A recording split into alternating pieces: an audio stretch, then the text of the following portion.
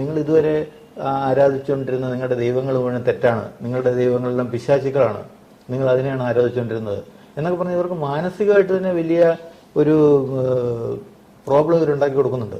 നമ്മുടെ ഈ വെസ്റ്റേൺ ഘട്ടിന്റെ ആ ബെൽറ്റിൽ വ്യാപകമായിട്ട് ഉള്ള ഒരു രോഗമാണത്. ഇതിന് സൊല്യൂഷൻ ഇതുവരെ കണ്ടുപിടിക്കാൻ കഴിഞ്ഞിട്ടില്ല. അപ്പോൾ ഒരു അമേരിക്കൻ ടെക്നോളജി അതിന് കിട്ടിയിട്ടുണ്ട്. അപ്പോൾ ഞങ്ങൾ അത് ഒരു 250 കോടി രൂപയുടെ പദ്ധതി അതിനകത്തേക്ക് കൊണ്ടുവന്നിട്ടുണ്ട്.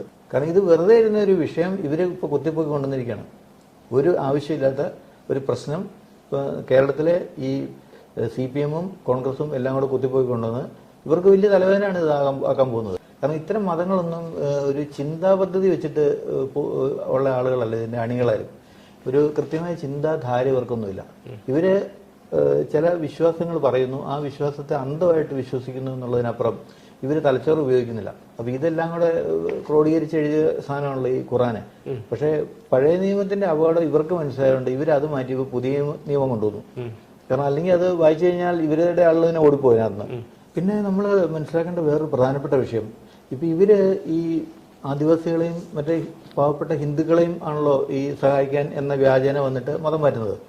ഇവര് എന്തുകൊണ്ട് ഇവരുടെ ഫോളോവേഴ്സ് ആയിട്ടുള്ള ഇവരുടെ ക്രിസ്ത്യൻ വിഭാഗത്തിൽ തന്നെ എത്രയോ പാവപ്പെട്ടവർ ഇപ്പോഴും ഉണ്ട്. എല്ലാവരും അതിനകത്ത് 100% സക്സസ് ആയവരൊന്നും അല്ലല്ലോ. ബഹുഭൂരിപക്ഷം സക്സസ് ആയിട്ടുണ്ട്. അത് നല്ല കാര്യം തന്നെ. അത് പക്ഷേ ഇവരുടെ കൂടെ തന്നെയുള്ള പാവപ്പെട്ടവരെ സഹായിക്കണ്ടേ? അവരെ ഒന്ന് സഹായിച്ചു തീർത്ത് അവരെയും കൊണ്ട് നല്ല നിലയിലാക്കിയിട്ട് പിന്നെ ബാക്കിയുള്ളവരെ സഹായിക്കാൻ ഇറങ്ങിയാൽ പോരെ? അതല്ലല്ലോ ചെയ്യുന്നത്. പിന്നെ മുസ്ലിംസിനെ എന്താണ് ഇവര് അങ്ങനെയാണെങ്കിൽ ഈ മതം മാറ്റാൻ നോക്കാത്തത്? മുസ്ലിംസ് ഇതേ പ്രശ്നങ്ങളൊക്കെ ഫേസ് ചെയ്യുന്നവരല്ലേ. അവർ യേശു ക്രിസ്തുവിനെ തിരിച്ചറിയാത്തവരും യേശുവിന്റെ വചനങ്ങൾ കേൾക്കാത്തവരൊക്കെ അല്ലേ. അപ്പൊ യേശുവിന്റെ വചനം അങ്ങനെയാണെങ്കിൽ ഒന്ന് ഈ പറഞ്ഞ മുസ്ലിംസിനെ കേൾപ്പിക്കണ്ടേ? അത് ചെയ്യുന്നില്ലല്ലോ. അത് നമ്മുടെ മലപ്പുറത്തേക്കൊന്നും പോകണ്ട, വടക്കേ ഇന്ത്യയിൽ ഇഷ്ടം പോലെ പാവപ്പെട്ട മുസ്ലിംസ് ഉണ്ട്. ഒന്ന് അവരെയും കൂടെ ഒന്ന് മാറ്റി നോക്കട്ടെ. ഇതൊന്നും നടക്കില്ല. അപ്പം ഹിന്ദുക്കളുടെ മേൽ മാത്രമാണ് ഇത്തരം പരിപാടികൾ കൊണ്ട് ഇറങ്ങുന്നത്. ഒരിക്കലും അനുവദിക്കാൻ പറ്റുന്ന കാര്യമല്ല. വേറൊരു കാര്യം അങ്ങ് മനസ്സിലാക്കണം, ഇപ്പൊ ഇത് പല രൂപത്തിലുള്ള അജണ്ടകളാണ്. ഇതിന് വലിയ ഫണ്ടിങ് വരുന്നു ഇങ്ങോട്ട് മതം മാറ്റുന്നതിന്റെ. ഇത് എണ്ണം എടുക്കുകയാണ്. എത്ര പേരെ മതം മാറ്റി? 100 പേരെ, 200 പേരെ, 1000 പേരെ, അങ്ങനെയാണ് ഇതിന്റെ കണക്ക്. ഇപ്പം സോണിയാഗാന്ധിയുടെ കാലത്ത്, സോണിയാഗാന്ധിയൊക്കെ അങ്ങേറ്റത്ത് ഇവാഞ്ചലിസ്റ്റാണ്. അപ്പൊ അവരുടെ കാലത്ത് നടന്നൊരു കാര്യം, ഈ നമ്മുടെ ആന്ധ്രയില് 10 ലക്ഷം പേരെയാണ് ഒറ്റയടിക്ക് മതം മാറ്റിയത്. 10 ലക്ഷം പേരെ മറ്റേ റെഡ്ഡി ഗ്രൂപ്പ്. ഇപ്പൊ ഇവരുടെയൊക്കെ പേര് റെഡ്ഡി എന്നും ചന്ദ്രശേഖർ റെഡ്ഡി, മറ്റേ റെഡ്ഡി, മറ്റേ റെഡ്ഡി എന്നൊക്കെ പറയുമ്പോൾ ഇതെല്ലാം ക്രിസ്ത്യൻസ് ആണ് ഇവരെല്ലാരും. അതുപോലെ സ്റ്റാലിൻ, തമിഴ്നാട്ടിൽ സ്റ്റാലിൻ ക്രിസ്ത്യാനിയല്ലേ? സ്റ്റാലിന്റെ മകൻ ഉദയനിധിയുടെ ഭാര്യ, ഇവരെല്ലാം ക്രിസ്ത്യൻ ഗ്രൂപ്പുകളാണ്. അപ്പൊ ഇങ്ങനെ ക്രിസ്ത്യാനികൾ വളരെ മഹത്തായ സംസ്കാരമുള്ള ഒരു സംസ്ഥാനത്തെ ആകെ മാറ്റിമറിക്കുകയാണ്. അവിടെ വേറെ ഒന്നും വേണ്ട. തമിഴ്നാട്ടിന്റെ സംസ്കാരം ദേവഭാഷയാണ്. 5000 വർഷം പഴക്കമുള്ള സംസ്കാരമാണ് തമിഴ്നാട്ടിൻ്റെത്. ആ സംസ്കാരത്തെയാണ് 2000 വർഷം മുമ്പുണ്ടായ ഒരു മതത്തിന്റെ പേര് പറഞ്ഞിട്ട് ഈ പരിപാടി കൊണ്ട് വന്നിരിക്കുന്നത്. അപ്പൊ ഇതൊന്നും അംഗീകരിക്കാൻ പറ്റുന്ന കാര്യങ്ങളല്ല. അപ്പൊ നമ്മുടെ ഇന്ത്യയുടെ, ഭാരതത്തിന്റെ ഈ സനാതന ധർമ്മ സംസ്കാരത്തെ തന്നെ പാടെ അട്ടിമറിക്കുന്നതിനുള്ള പരിപാടി കൊണ്ടാണ് ഇവർ ഇറങ്ങിയിരിക്കുന്നത്.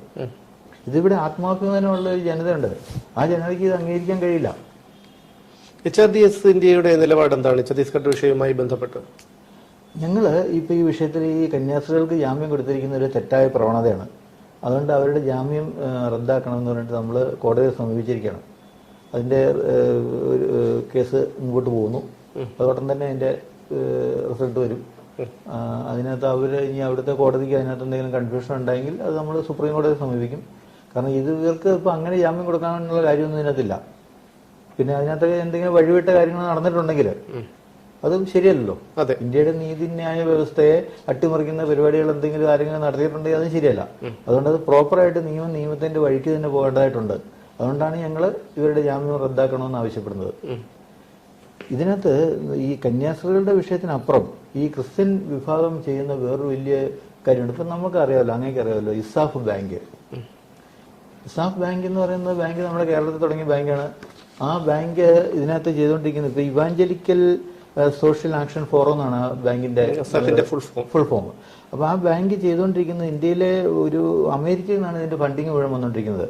ഇപ്പൊ ഒരു ഓപ്പർച്യൂണിറ്റി ഇന്റർനാഷണൽ എന്ന് പറയുന്ന ഒരു US, UK, അതുപോലെ ന്യൂസിലൻഡ്, ഓസ്ട്രേലിയ ഇങ്ങനെയുള്ള മേഖലകളിലൊക്കെ ബ്രാഞ്ചുകളുള്ള ഒരു ഒരു ക്രിസ്ത്യൻ മതം മാറ്റ ലോബിയുണ്ട്. അവരാണ് ഇവർക്കുള്ള ഫണ്ട് ചെയ്തുകൊണ്ടിരിക്കുന്നത്. 100 കണക്കിന് കോടിയാണ്, 500 കോടി 600 കോടി രൂപയാണ് ഇസാഫ് ബാങ്ക് ഇതിനു വേണ്ടി വാങ്ങിയിട്ടുള്ളത്. അത് പേര് പറയുന്നത് മൈക്രോ ഫിനാൻസ് ചെയ്യാൻ വേണ്ടിയിട്ടാണ്. ഇപ്പം ഛത്തീസ്ഗഡിലെ ഒരു ജില്ല പാടെ ഇവരുടെ മതമാറ്റം നടത്തിയിരിക്കുകയാണ് ഈ ഇസാഫ് ബാങ്ക്. അപ്പൊ ഒരു ബാങ്ക് ചെയ്യേണ്ട പണിയാണത്. ഇസാഫ് ബാങ്കോ? ഇസാഫ് ബാങ്ക് അവിടെ ഈ SH ഗ്രൂപ്പുകൾ ഫോം ചെയ്തിട്ട്, അവിടെ ആദിവാസി മേഖലയാണ്, SH ഗ്രൂപ്പുകൾ ഫോം ചെയ്ത് അവർക്ക് ലോൺ കൊടുക്കുന്നു. ലോൺ കിട്ടണമെങ്കിൽ ഇവരുടെ മതത്തിലേക്ക് മാറിയേ പറ്റുള്ളൂ. ക്രിസ്ത്യാനികൾക്ക് മാത്രം കൊടുക്കുന്ന സംവിധാനമാണ്. ക്രിസ്ത്യൻ ആക്ഷൻ മൂവ്മെന്റുകളാണ് അതിനുള്ള ഫണ്ട് കൊടുക്കുന്നതാണ് ഈ ഓപ്പർച്യൂണിറ്റി ഇന്റർനാഷണൽ. അവരുടെ ഒരു ഇന്ത്യൻ പതിപ്പുണ്ട്, ദിയ വികാസ് എന്ന് പറഞ്ഞിട്ട്. ദിയ വികാസ് ആണ് ഇവിടെ ഇന്ത്യയിലെ ഇവരുടെ ഫണ്ട് കൊടുത്തുകൊണ്ടിരിക്കുന്ന ഏജൻസി. അങ്ങനെ ഇതൊക്കെ വളരെ ഗുരുതരമായ കാര്യമാണ്. അന്ന് ഈ ഇസാഫിന് ബാങ്കിങ് ലൈസൻസ് കിട്ടുന്ന സോണിയാഗാന്ധിയുടെ കാലത്താണ്.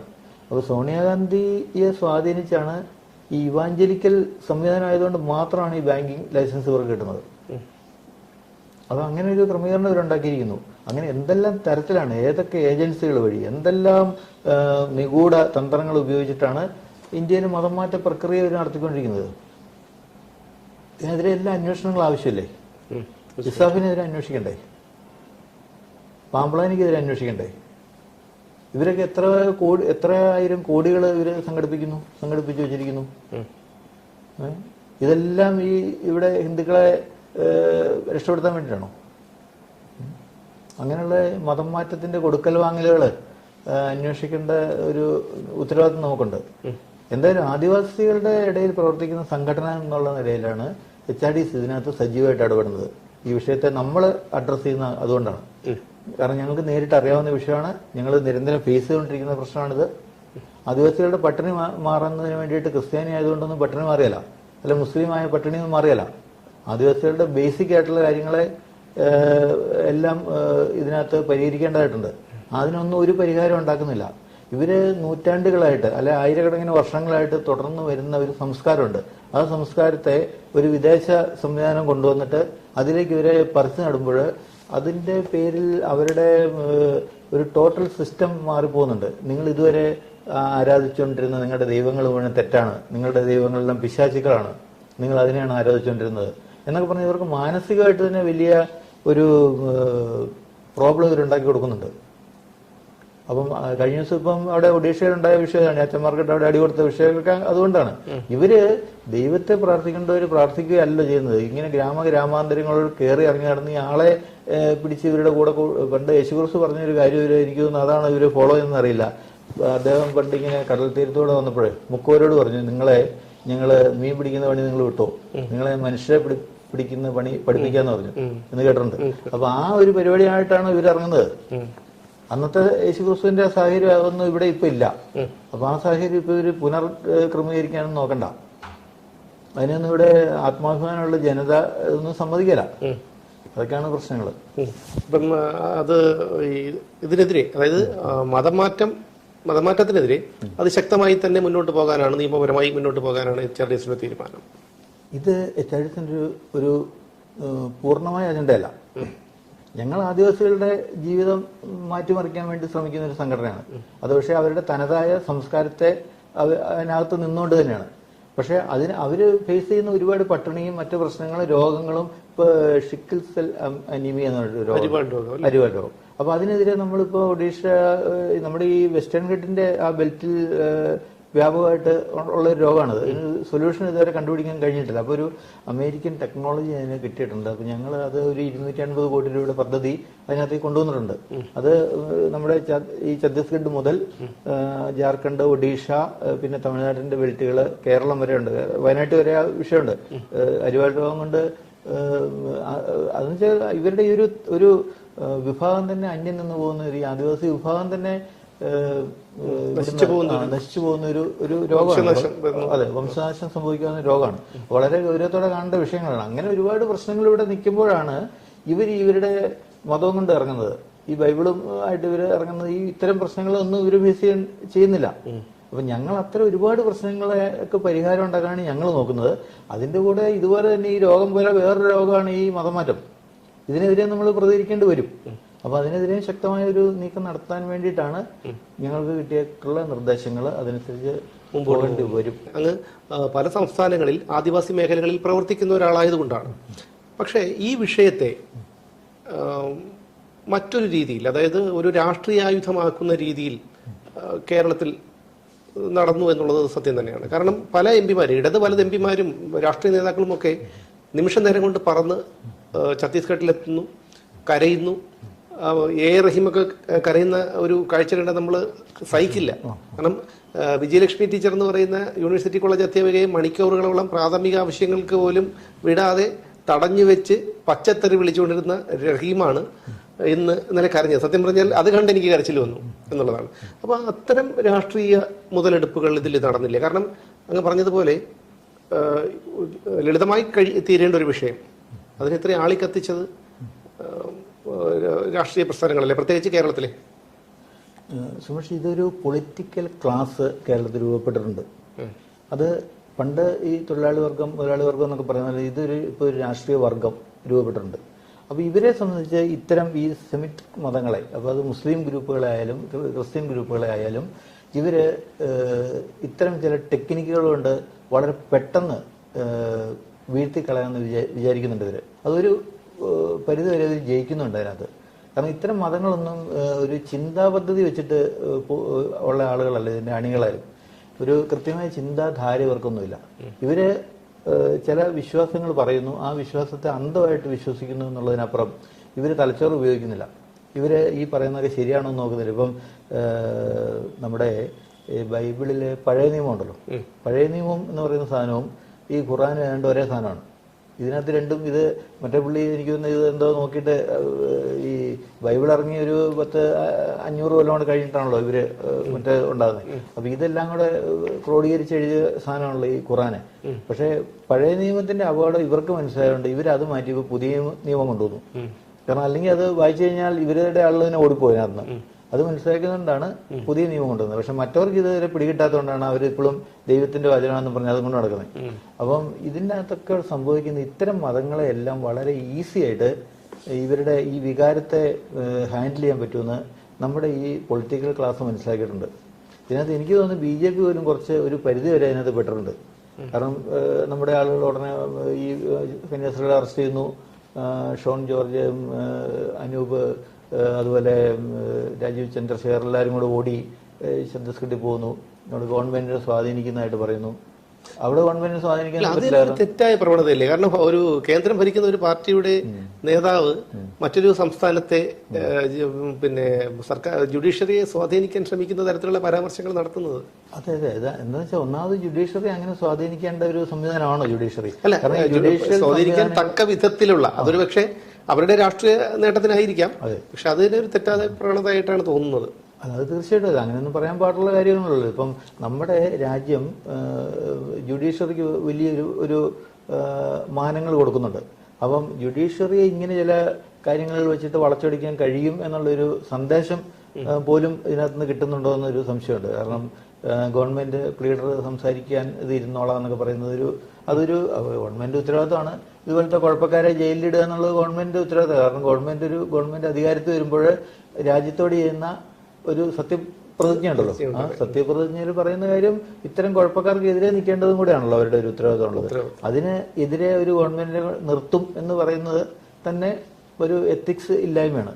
അതൊക്കെ സംഭവിക്കുന്നുണ്ട്. അപ്പൊ ഞാൻ പറഞ്ഞത് ഇതാണ്, ഈ പൊളിറ്റിക്കൽ ക്ലാസ് എല്ലാ വിഭാഗങ്ങളും ചേർന്നിട്ടാണ്, കോൺഗ്രസും കമ്മ്യൂണിസ്റ്റും BJPയും എല്ലാം അടങ്ങുന്ന ഈ ഒരു ഗ്രൂപ്പ് ഇവരെ സത്യം പറഞ്ഞാൽ വളരെ തന്ത്രപരമായിട്ട് ഉപയോഗിക്കുകയാണ്. ഇത് ഈ ക്രിസ്ത്യൻ വിഭാഗം തന്നെ മനസ്സിലാക്കേണ്ടതായിട്ടുണ്ട്. ഇവരുടെ ആളുകൾ, ഇവരുടെ ഈ യേശുക്രിസ്തുവിന്റെ ഫോളോവേഴ്സ് ആയിട്ടുള്ള ഇവരുടെ ആളുകൾ തന്നെ ഇവർ മനസ്സിലാക്കേണ്ട വിഷയമാണ് ഇത് ഞങ്ങൾ ഇവരെല്ലാവരും പറ്റിക്കുകയാണ് എന്ന്. അതല്ലേ വേണ്ടത്. ഈ തോന്നിവാസങ്ങളൊന്നും കാണിക്കേണ്ട കാര്യം ഇവർക്കില്ല.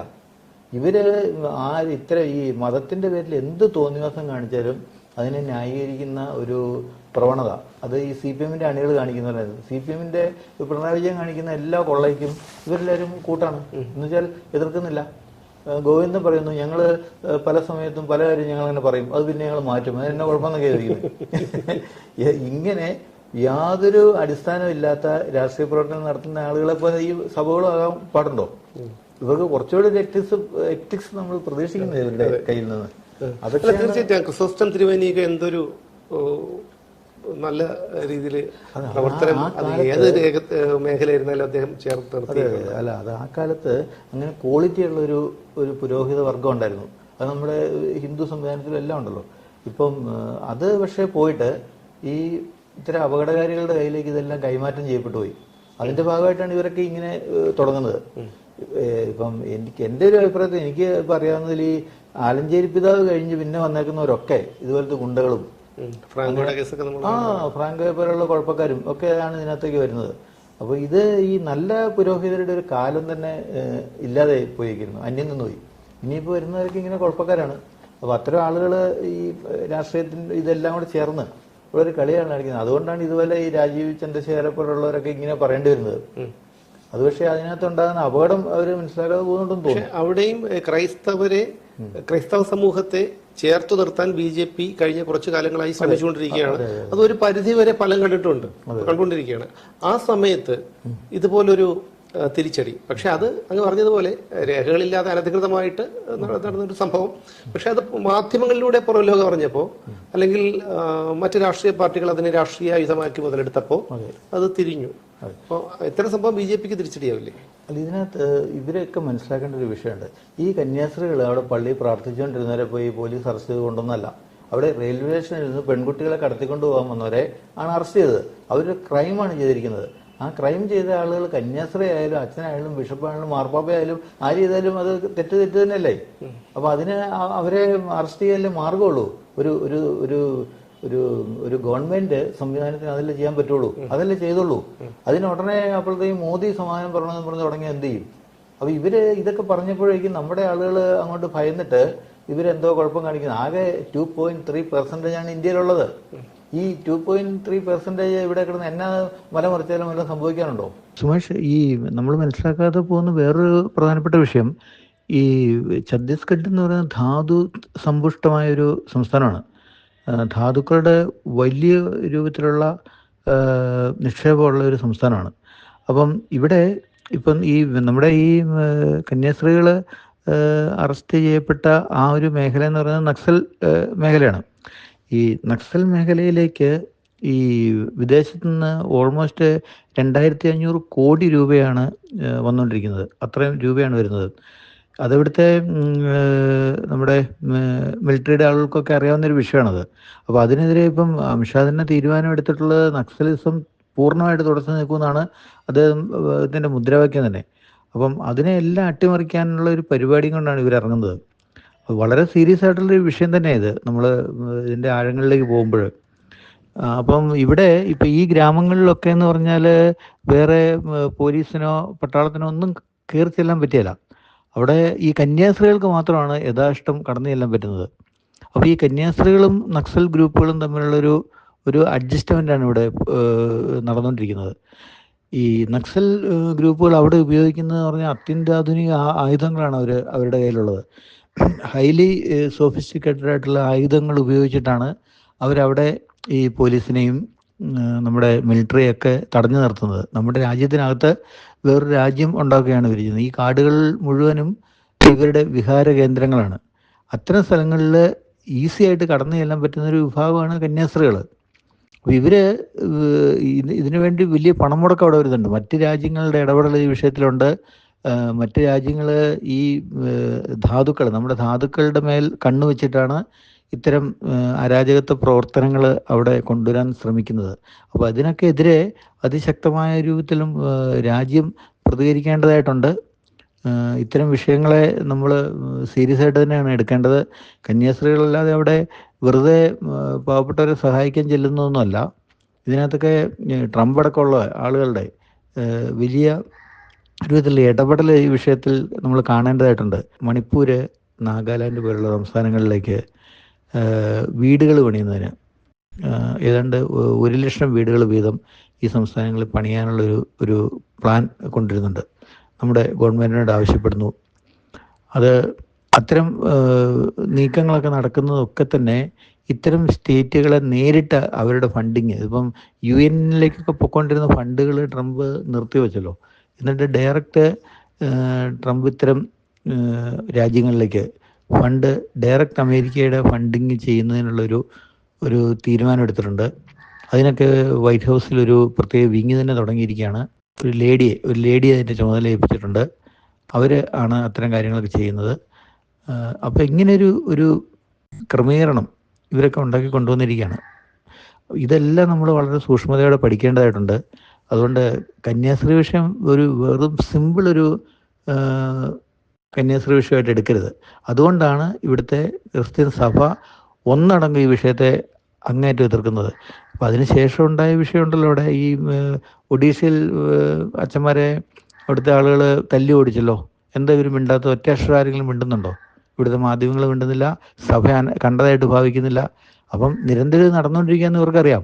അപ്പം തൊട്ടടുത്ത് പുതിയ വാർത്ത വരുമ്പോൾ അതിനെയും ഒരു ഇഷ്യൂസിലേക്ക് വന്നാൽ ഇവരുടെ സ്ഥിരം പരിപാടി ഇതെന്ന് എല്ലാവർക്കും ബോധ്യം വരും എന്നുള്ളതുകൊണ്ടാണ് ഇവർ അത് മിണ്ടാതിരിക്കുന്നത്. അച്ഛന്മാർക്കിടെ അടി കൊടുത്തല്ലോ, ഇവിടെ കന്യാസ്ത്രീകളെ ആരും ഒന്നും ഉപദ്രവിച്ചില്ലല്ലോ, കേസെടുത്തല്ലേ ഉള്ളൂ. അപ്പോൾ ഇതെല്ലാം നമ്മൾ കൂട്ടി വായിക്കേണ്ടതായിട്ടുണ്ട്. വളരെ സീരിയസ് ആണ് ഈ വിഷയങ്ങൾ. ഇന്ത്യയുടെ 26% വെൽത്താണ് ഇവരുടെ കയ്യിലിരിക്കുന്നത്. ഈ 2.3% കയ്യിലിരിക്കുന്നത് അറിയോ? അപ്പോൾ അതെങ്ങനെയാണ് ഇവർ ഇപ്പോഴും കൈവശം വെച്ചുകൊണ്ടിരിക്കുന്നത്? ബ്രിട്ടീഷുകാർ ഇന്ത്യ വിട്ടു പോകുന്നു. അതൊരു ഗവൺമെന്റ് ആയിരുന്നു. ഈസ്റ്റ് ഇന്ത്യ കമ്പനി ഇവിടുന്ന് പോകുമ്പോൾ ഇവിടെയുള്ള അവരുടെ സംവിധാനങ്ങൾ മുഴുവൻ ഗവൺമെന്റിന് കൈമാറ്റം ചെയ്തിട്ടാണ് പോകേണ്ടവര്. പക്ഷേ ഈ ഇത്തരം ഇവരുടെ ചില അടുപ്പക്കാർക്കും അടുക്കളപ്പണിക്കാർക്കും ഒക്കെ ഇവർ കുറെ സാധനങ്ങൾ കൊടുത്തു. അങ്ങനെയാണ് ഇവർക്ക് ഈ YMCA ഇപ്പൊ ഡൽഹിയിൽ തന്നെ YMCAയ്ക്കും YWCAയ്ക്കും കൂടെ എത്ര ഏക്കർ സ്ഥലമുണ്ട് ഡൽഹി നഗരത്തിന് നടുക്ക്, പാർലമെന്റിനോട് അടുത്ത്. ഇത് മാർപ്പാപ്പ എന്ന് പറയുന്ന വേറൊരു രാജ്യത്തിന്റെ തലവനാണ് ഇതിന്റെ ചുമതലക്കാരൻ. മാർപ്പാപ്പയുടെ പ്രതിനിധിയാണ് ഈ പോപ്പല്ല ഇവിടുത്തെ ബിഷപ്പിന്റെ മാർപ്പാപ്പയുടെ പ്രതിനിധിയാണ്, ഇവിടുത്തെ ജനങ്ങളുടെ പ്രതിനിധി അല്ല ബിഷപ്പ്. ആ ബിഷപ്പാണ് ഈ സ്ഥലത്തിന്റെ കസ്റ്റോഡിയൻ. ഇവിടുത്തെ ഒരു ക്രിസ്ത്യാനിക്ക് ഈ സ്ഥലമൊന്നും അവിടെ തൊടാൻ പറ്റില്ല അതിനകത്ത്, ഇന്ത്യക്കാരായിട്ടുള്ളവർക്ക്. അപ്പൊ യഥാർത്ഥത്തില് ഈ കർദിനാളും ഇവരെല്ലാവരും വേറൊരു രാജ്യത്തിന്റെ പ്രതിനിധികളാണ്. അപ്പൊ ഇവിടെ എംബസി ഇല്ല. അതുപോലെ ഇപ്പൊ എംബസി പോലെ ഇവര് പ്രവർത്തിക്കുകയാണ്. അപ്പൊ ഇവരിവിടുത്തെ ഭരണത്തെ സ്വാധീനിക്കുന്നു. ഇവരുടെ മതം മാറ്റത്തിന് വേണ്ടി ബാങ്കുകൾ തുടങ്ങുന്നു. ഇപ്പം കാത്തലിക് സിറിയൻ ബാങ്ക് എന്നുള്ള ബാങ്കിന്റെ പേര് CSB എന്നാക്കേണ്ടി വന്നത് കാത്തലിക് എന്നുള്ളൊരു പേര് ആ ബാങ്കിന് വന്നുകൊണ്ടാണ്. ഇസാഫിനെതിരെ ആ നടപടി ഉണ്ടാകണ്ടേ? ഇവിടെ ഇവാഞ്ചലിസം നടത്താനാണ് ബാങ്ക് പ്രവർത്തിക്കേണ്ടത്. ഇവിടുത്തെ ജനങ്ങളുടെ സമ്പദ് വ്യവസ്ഥയെ പുനർക്രമീകരിക്കുന്നതിന് വേണ്ടിയിട്ടാണ് ബാങ്കുകളെ RBI നിയമിക്കുന്നത്. പക്ഷെ ഇവിടെ മതം മാറ്റത്തിന് ഈ ബാങ്ക് പ്രവർത്തിക്കുകയാണെങ്കിൽ അതിനുള്ള എല്ലാ രേഖകളും നമ്മുടെ കയ്യിലുണ്ട്. മുഴുവൻ രേഖകൾ, ഇവർക്ക് എവിടുന്ന് എത്ര കോടി രൂപ കിട്ടിയിട്ടുണ്ട്, മുഴുവൻ രേഖകളും നമ്മുടെ കയ്യിലുണ്ട്. ഞങ്ങള് ഇപ്പം ഹോം മിനിസ്ട്രി കൊടുക്കുവാണ്, അന്വേഷിക്കട്ടെ. കാരണം ഇത് വെറുതെ ഇരുന്ന ഒരു വിഷയം ഇവര് ഇപ്പൊ കുത്തിപ്പൊക്കി കൊണ്ടുവന്നിരിക്കുകയാണ്.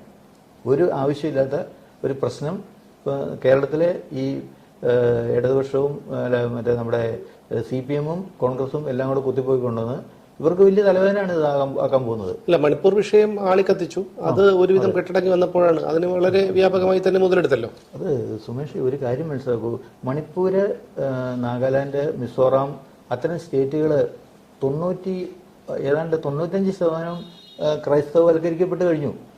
അവിടെ ഹിന്ദുക്കളില്ലാതെ ആയി. ഇത് മുഴുവൻ അവിടെ ഹിന്ദുക്കളല്ലായിരുന്നോ? ഇവരാരും അവിടെ ഉള്ളവരാരും റോമിന്നോ ഇസ്രായേലിൽ നിന്നൊന്നും വന്നവരൊന്നും അല്ലല്ലോ. അവരെല്ലാവരും അവിടെ ഉണ്ടായിരുന്നവരല്ലേ. അവരെല്ലാവരും ക്രിസ്ത്യൻസായി മാറി. ശരിയാണ്, എഡ്യൂക്കേഷനെ കുറിച്ച് കിട്ടിയിട്ടുണ്ട്. എഡ്യൂക്കേഷൻ കിട്ടിയെന്ന് പറയുമ്പോൾ ഇതൊക്കെ പൈസ കൊടുത്തതിനാണ് പഠിക്കുന്നത്. ഇതെല്ലാവരും അല്ലാതെ സൗജന്യ വിദ്യാഭ്യാസമൊന്നും കൊടുക്കുന്നില്ല ഒരിടത്തും. കോൺവെന്റ് സ്കൂളുകളിലെല്ലാം പൈസ കൊടുത്ത് തന്നെയാണ് ആളുകൾ പഠിക്കുന്നത്.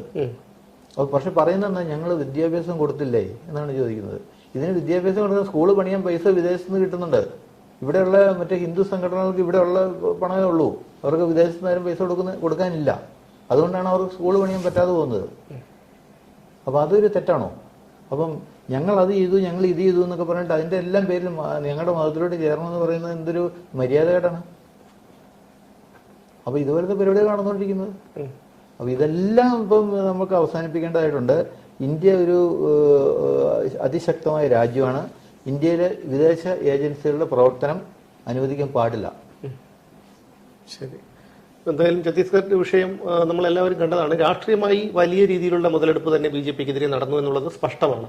പക്ഷേ നമ്മുടെ കേരളത്തിലെ മാധ്യമങ്ങളൊക്കെ പറഞ്ഞതുപോലെ അല്ല കാര്യങ്ങളെന്നുള്ള കാര്യം ശ്രീ അജി കൃഷ്ണന്റെ ഒരു അഭിമുഖത്തിൽ നിന്ന് നിങ്ങൾക്ക് മനസ്സിലായി കാണും. എന്തായാലും സത്യം വെളിച്ചത്ത് വരട്ടെ, അതുവരെ കാത്തിരിക്കാം.